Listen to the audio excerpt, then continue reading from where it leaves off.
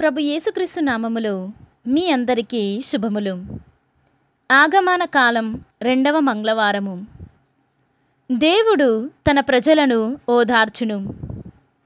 మొదటి పట్టణము యెషయా గ్రంథము 40వ అధ్యాయము 1వ వచనము నుండి 11వ వచనం వరకు. నా ప్రజలను ఓదార్పుడని మీ దేవుడు పలుకుచున్నాడు. యెరూషలేము పౌరులకు ధైర్యము చెప్పుడు.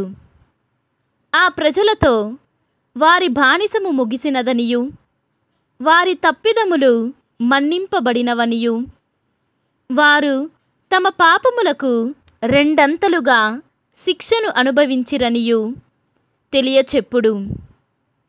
ఒక శబ్దం ఇట్లు పలికెను, ఎడారిలో ప్రభువునకు మార్గము సిద్ధము చేయుడు, అరణ్య భూమిలో మన దేవునికి రాజపథమును తయారు చేయుడు.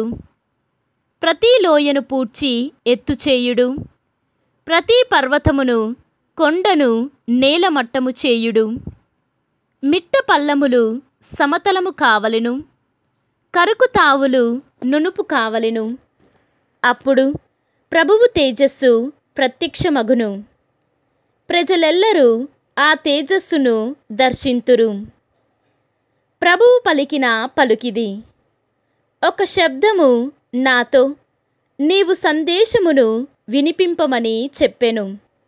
కాని నేనేమి సందేశము వినిపింపగలనని నేనంటిని.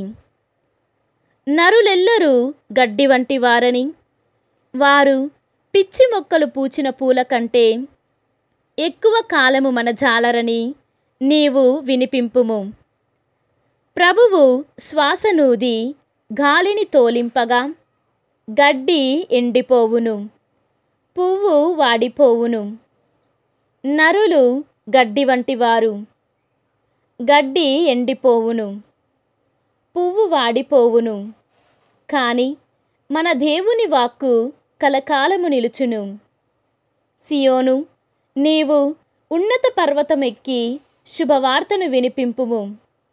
యెరూషలేము, నీవు గొంతెత్తి అరువుము, శుభవార్త వినిపింపుము. భయపడక ఎలుగెత్తి అరువుము.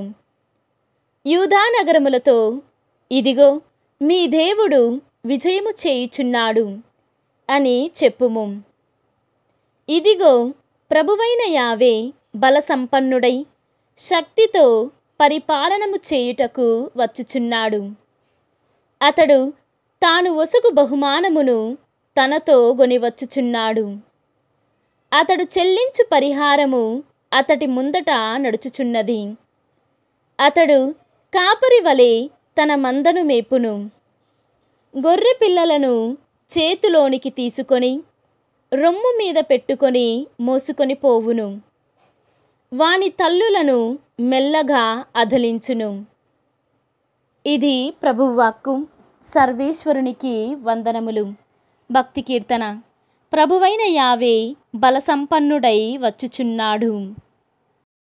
ఈనాటి సువిశేషము పునీత మత్తయ్య గారు వ్రాసిన సువిశేషము 18వ అధ్యాయము 12వ వచనము నుండి 14వ వచనము వరకు.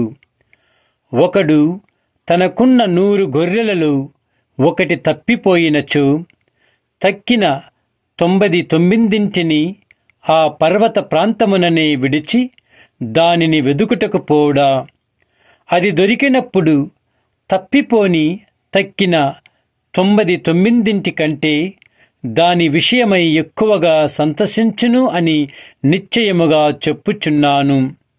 ఆ రీతిగా ఈ పసి బాలురలు ఏ ఒకడైనా నాశనమగుట పరలోకమందుండు మీ తండ్రి చిత్తము కాదని తెలుసుకొనుడు.